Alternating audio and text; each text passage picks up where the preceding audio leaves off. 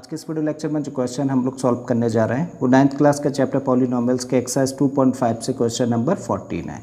इसमें दिया है हम लोगों को without actually calculating the cubes find the value of each of the following, और यहाँ पर हम लोगों को दो एक्सप्रेशंस दे रखी हैं। तो क्वेश्चन में बोला गया है कि दी गई दोनों एक्सप्रेशंस में जो नंबर्स हैं उन नंबर्स का क्यूब किए बिना एक्सप्रेशंस की वैल्यू फाइंड करिए। तो क्या करना है, हम लोगों को दी गई एक्सप्रेशन की वैल्यू फाइंड करनी है जबकि नंबर्स का क्यूब नहीं करना है। ठीक है, तो चलिए स्टार्ट करते हैं। अब इसको स्टार्ट करने से पहले हम लोग एक आइडेंटिटी समझ लेते हैं। कभी भी जब हम लोगों को तीन नंबर्स दे दिए जाएं A, B और C, और अगर इन तीनों नंबर्स का सम 0 के इक्वल हो, तब इन तीनों नंबर्स के क्यूब्स का जो सम होगा वो किसके इक्वल होगा? तीनों नंबर्स के क्यूब का सम मतलब A cube plus B cube plus C cube किसके इक्वल होगा? तीनों नंबर्स के प्रोडक्ट यानी कि ए बी सी के 3 टाइम्स के इक्वल होगा। ठीक है, सो अगर ए बी और सी का सम 0 है, means a plus b plus c equal to 0, then a cube plus B cube plus C cube किसके इक्वल होगा? 3abc के इक्वल होगा। यही हम लोग प्रॉपर्टी अब यूज़ करने जा रहे हैं इन वैल्यूज़ को कैलकुलेट करने के लिए। ठीक है, तो आते हैं फर्स्ट एक्सप्रेशन पर। तो फर्स्ट एक्सप्रेशन क्या दे रखी है? -12 का क्यूब प्लस 7 का क्यूब दिया है और प्लस 5 का क्यूब हम लोगों को दे रखा है। क्यूब नहीं करना है नंबर्स का और वैल्यू फाइंड करनी है। अब क्वेश्चन को आसानी से करने और समझने के लिए हम लोग कुछ एक वेरिएबल्स इन्वॉल्व कर लेते हैं। तो यहाँ पे हम लोगों ने लेट किया, लेट a इक्वल टू -12। ठीक है, तो a किसके इक्वल कंसीडर कर लिया है? -12 के कंसीडर, और b हम लोगों ने कंसीडर कर लिया किसके इक्वल? 7 के equal, and c equal to 5। ठीक है, तो a equal to -12, b equal to 7 और c इक्वल टू 12 है। Then a plus b plus c की वैल्यू हम लोग कैलकुलेट कर सकते हैं। जस्ट क्या करें, वैल्यूज पुट कर देते हैं। a के प्लेस पर कितना रख सकते हैं? -12, b के प्लेस पर रख सकते हैं 7, प्लस c के प्लेस पर रख सकते हैं 5। ठीक है, तो देखो ये -12 ऐसे ही रखा हम लोगों ने, 7 और 5 प्लस होके कितना हो जाएगा? प्लस का 12।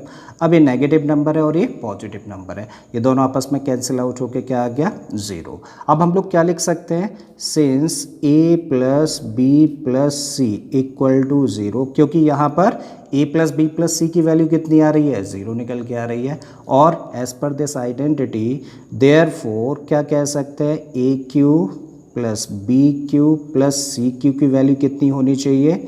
3abc। ठीक है, अब देखो a के प्लेस पे फिर से हम लोग a की वैल्यू रख सकते हैं, कितनी? -12 रख दीजिए। तो आपने रखा है यहाँ पे -12 और क्यूब लगा दिया। प्लस b के प्लेस पे क्या रख सकते हो? b किसके इक्वल कंसीडर किया था? 7 के।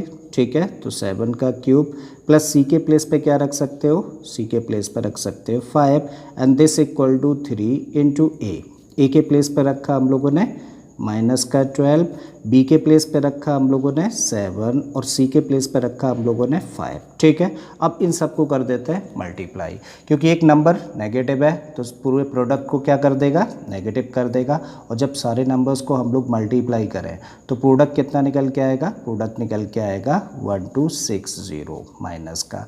ठीक है, तो ये आंसर हो जाता है फर्स्ट पार्ट का। आई थिंक ये पार्ट आप लोगों को समझ आ गया होगा। चलिए आते हैं सेकंड पार्ट पर। तो सेकंड पार्ट में हम लोगों को जो एक्सप्रेशन दे रखी है वो क्या है? 28 का क्यूब प्लस माइनस का 15 का क्यूब प्लस माइनस का 13 का क्यूब। यहाँ भी हम लोग वेरिएबल इन्वॉल्व करते हैं क्वेश्चन को आसानी से समझने और करने के लिए।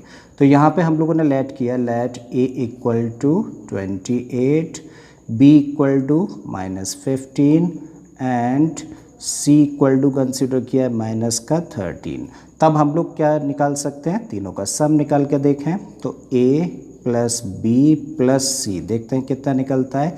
a के प्लेस पर रखिए a की वैल्यू जो कि कितनी है? 28, प्लस b है, b के प्लेस पर रखिए कितना? -15, और c के प्लेस पर रखें हम लोग क्या? -13। ठीक है, जब हम लोग इन सबको प्लस करें तो ये तो पॉजिटिव है, एज इट इज़ रखा।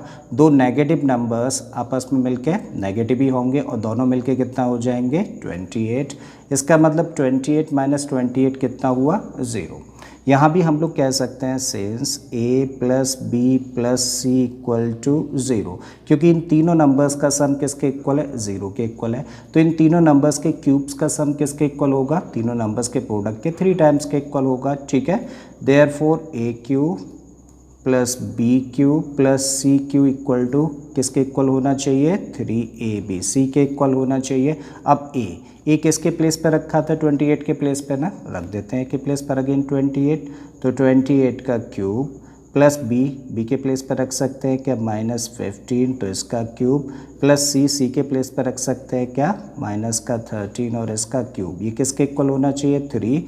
ए के प्लेस पर रखिए, ए की वैल्यू कितनी है 28, बी के प्लेस पर बी की वैल्यू कितनी है -15 और सी के प्लेस पर रखिए सी की वैल्यू जो कि कितनी है -13।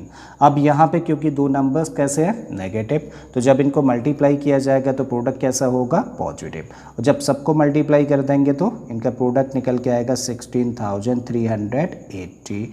ठीक है, और ये आंसर हो जाता है इस पार्ट का। मुझे उम्मीद है स्टूडेंट्स कि आपको दोनों ही पार्ट्स बड़े अच्छे से समझ आए होंगे। अगर ऐसा है तो प्लीज़ वीडियो को लाइक कर दें, चैनल को सब्सक्राइब करना, और बाकी के क्वेश्चंस के लिए आप चले जाइए प्लेलिस्ट में, वहाँ पे बहुत सारे क्वेश्चंस आपका वेट कर रहा है। मैं फिर से आता हूँ एक नए क्वेश्चन, एक नए कॉन्सेप्ट के साथ में। Till then keep learning and thank you for watching this video.